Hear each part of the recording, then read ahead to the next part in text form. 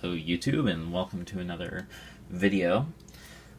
So today we have yet another Latitude. I received this in the mail 2 days ago, and was it 2 days ago or was it just yesterday? It might have been just yesterday, but anyway. This is Dell Latitude E6400. And I actually would have done a video on this yesterday, but the power went out yesterday, and my the iPhone that I use for filming wasn't charged. So, and you can see I haven't reset my clock yet. But anyway, so I will just disconnect this from power and Ethernet. I actually had this hooked up and booted from my Mac Mini, acting as a NetBoot server, so I could secure erase the drive. But anyway, let's take a look at the ports. So, on this side we have two USB ports, one of which is also an eSATA port. And we have a smart card, VGA, and Kensington lock slot. On the back, we have power, display port, Ethernet, gigabit if I'm remembering correctly, and then a punch-out plate for a modem, which this did not come with. And then on the other side, we have two more USB ports, a wireless switch, and then a button that I think is for, I forget what it's called, but it's something Dell specific. I'm admittedly not super well versed in like the Dell mobile technologies. I'm much more familiar with ThinkPads. Headphone and microphone, a DVD RW drive, which does come out, and there are, similar to ThinkPads of the time, and then also the earlier D-series Latitudes. This is like, interchangeable with a whole variety of things. So that's always nice. IEEE 1394. This is the smaller variant that you see on PC laptops, whereas, Macintoshes have the larger FireWire 400 ports most of the time.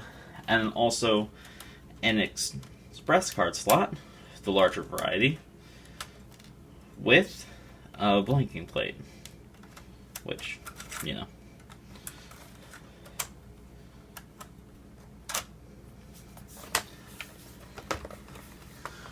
So this has some sort of like cover on it.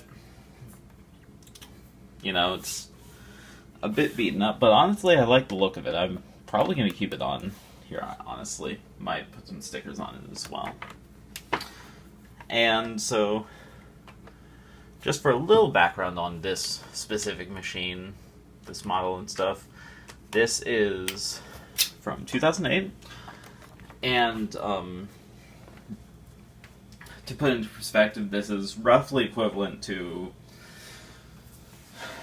the, like on the ThinkPad side of things, it would be roughly equivalent to the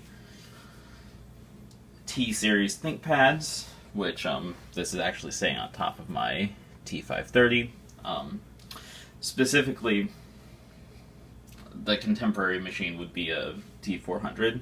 And then, also, I think it would be roughly equivalent to the,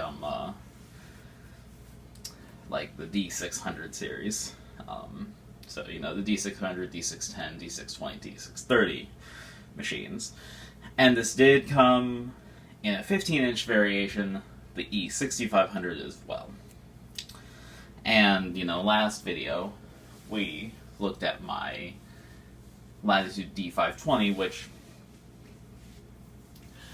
I don't actually know if this first generation of E-series machines has a machine that would be equivalent to that, because that's more like a lower end entry level business laptop. But I think on the ThinkPad side of things, that might be more equivalent to, maybe an R series ThinkPad of the time, like an R60 or something. In this video, we are going to install Windows 7 on it and get it just, configured. So, just to begin, I will get us booted into the BIOS.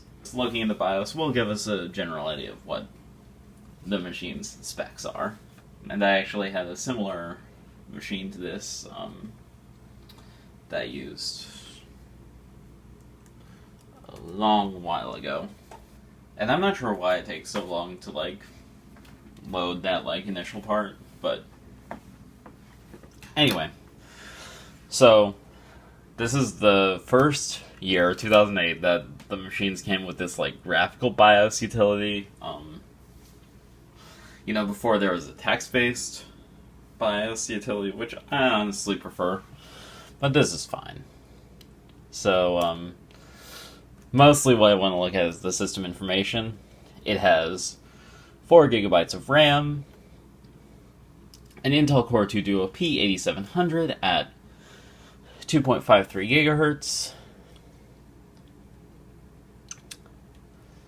a 160 gigabyte hard drive, and a DVD RW drive, as we saw.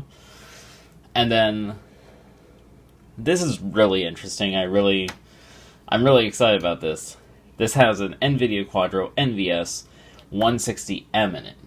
So, as opposed to the Latitude that we looked at last time, which just has, Intel integrated graphics, this has an actual, dedicated graphics chipset.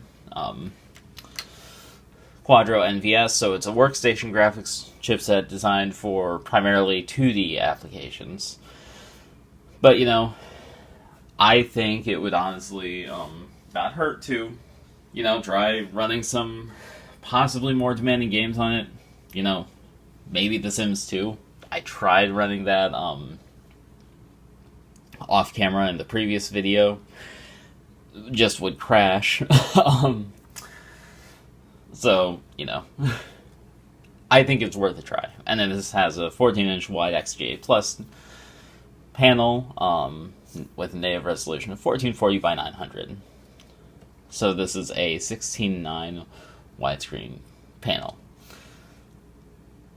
And with that all covered, I'm going to pop in the installation USB, which I do have Windows 7 on.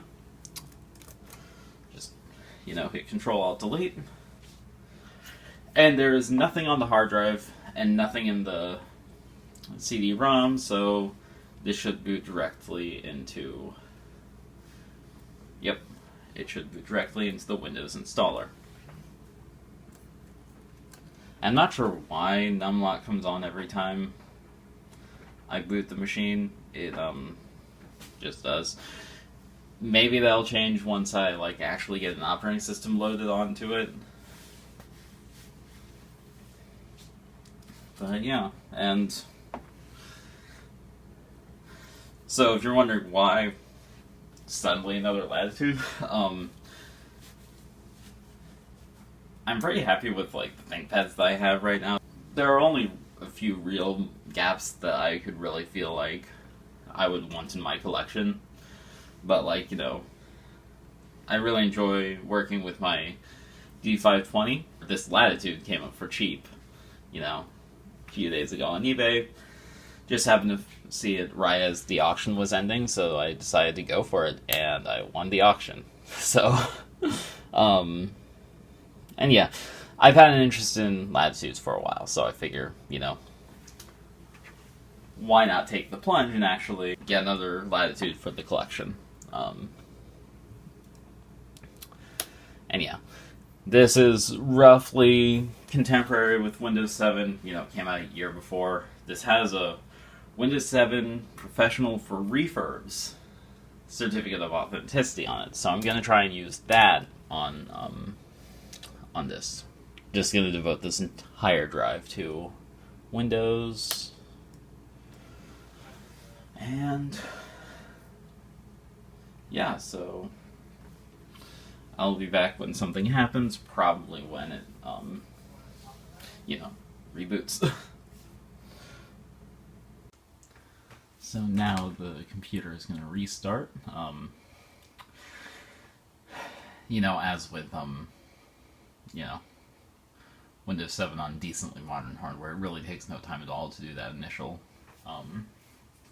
step. So, yeah, now it is booting from the hard drive when it will continue the installation. This is probably the original hard drive that came in the machine. It's a 160 gigabyte hard drive. I haven't actually looked at it, but I'm expecting it probably to be the original hard drive. So it's spinning Rust, but honestly, seems pretty fast just from what I've seen of it so far. And yeah, there we go. We're about to get the out-of-box experience. But as you can see, it does have the Wi-Fi driver already installed. That's something that did during that next step of installation, was install the Wi-Fi driver. So that's cool. Oh, and here we go. Let's see. So, in some time now, we will be at a fresh Windows 7 desktop.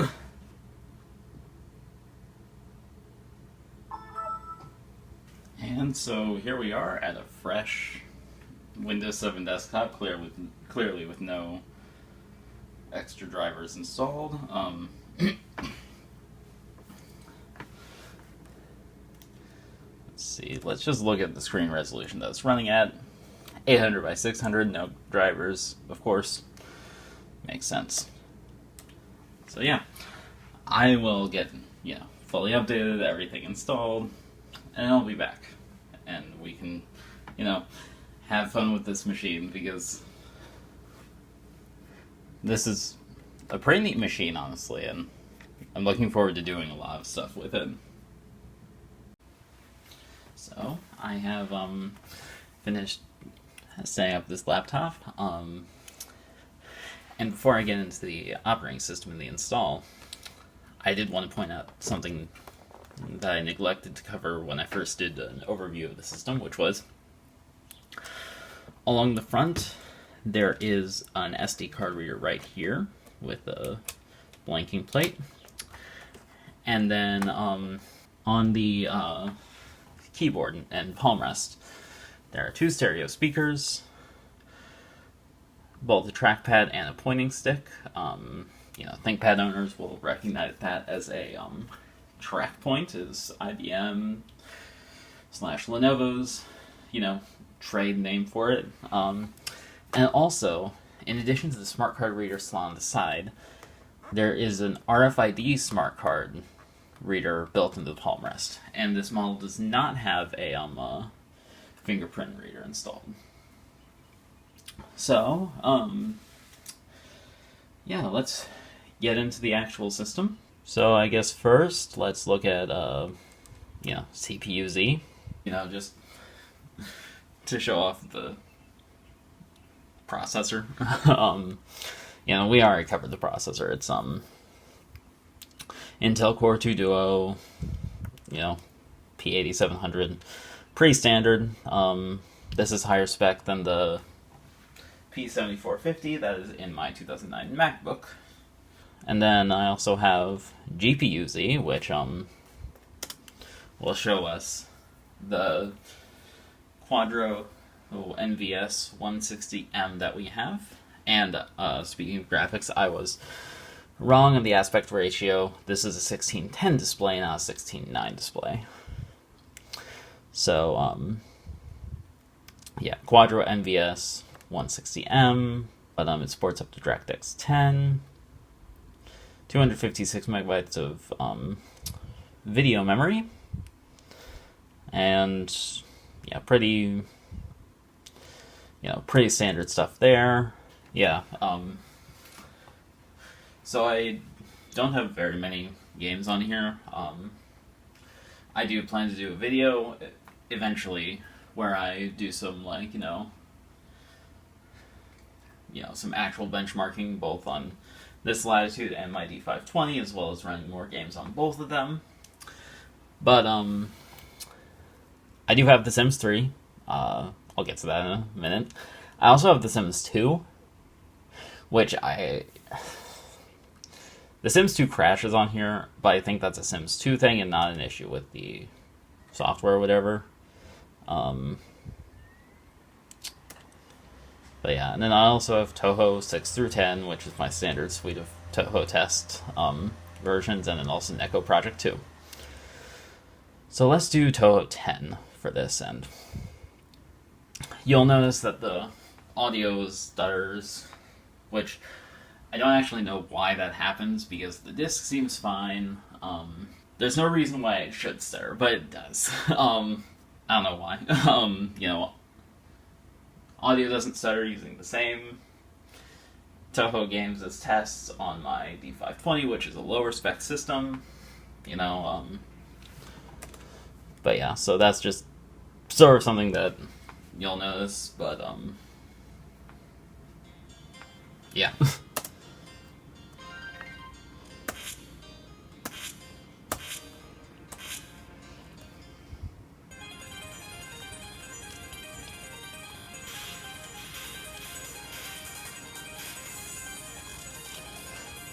And it does also affect the gameplay, but it's fine for the most part. Nothing I can't handle, really. Honestly, for all I know, it could be an audio driver issue.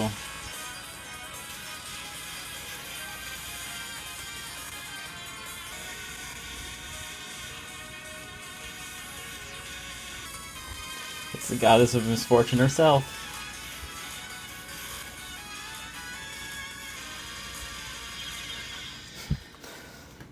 Okay, but yeah, that's Touhou 10. Let's see. Now let's try Neko Project 2.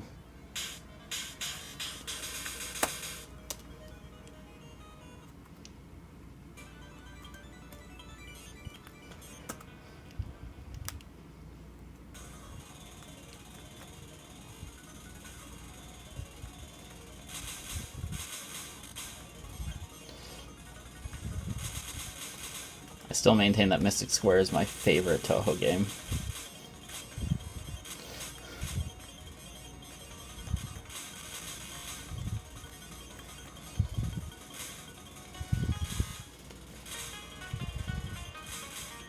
And honestly, the audio stuttering would bother me more, except for the fact that this is Windows we're talking about. Windows always seems to suffer from some weird issues, so I'm not too concerned. But yeah, it of course runs this emulation just fine.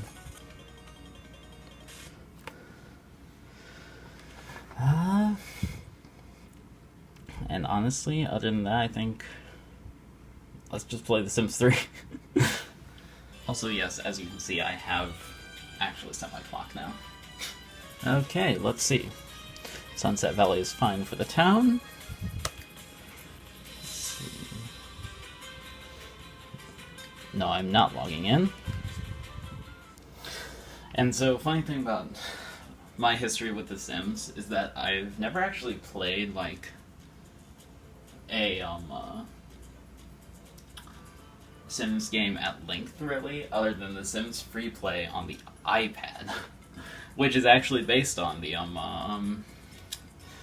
same, like, basic.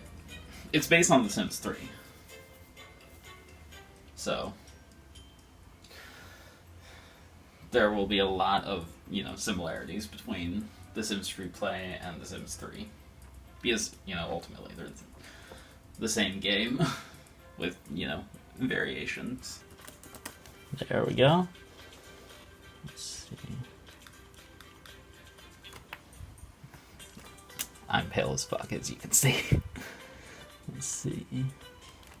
Oh yes, I definitely remember this song in particular.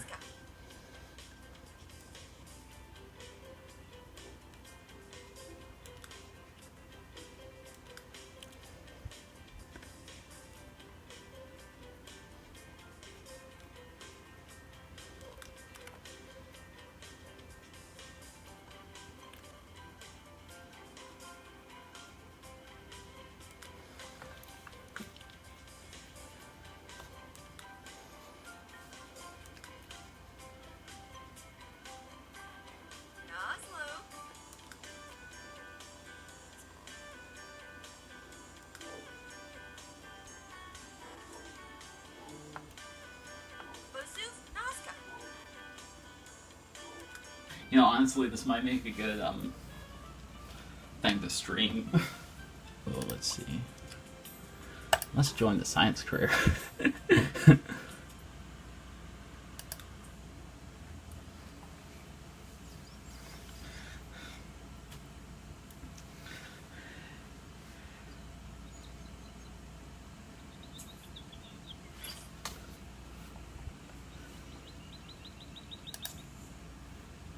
Let's see. Accept career.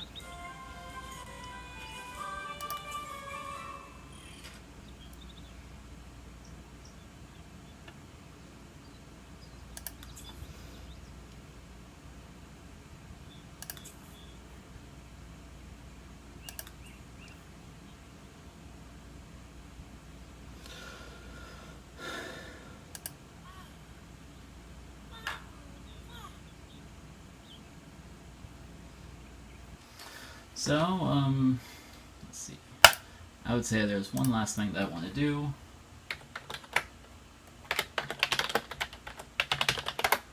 And that is no Windows installation video would be complete without playing one of the built-in MIDI files. So, I've played One Stop a lot, and I played Town last time, so I think this time I'm going to play Flourish.mid. So let's just make sure the volume is decently high. Oh wait. Let's see. Continue. Close. I forgot. I need to open this in Windows Media Player. Recommended settings. Finish.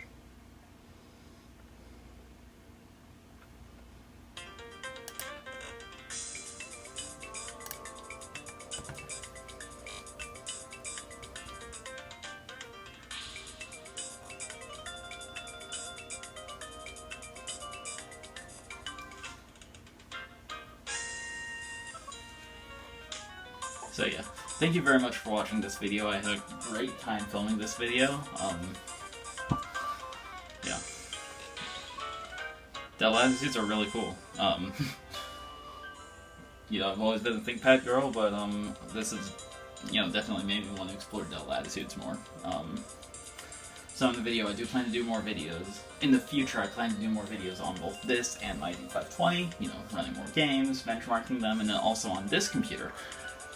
Because I have 160 gigabytes of space on the hard drive, I do want to try out installing some Linux in a dual boot configuration. And with any luck, I will be able to do something fancy and network boot the installer off my Mac Mini. So yeah. Thank you very much for watching. I hope you have a great evening, and I will see you next time.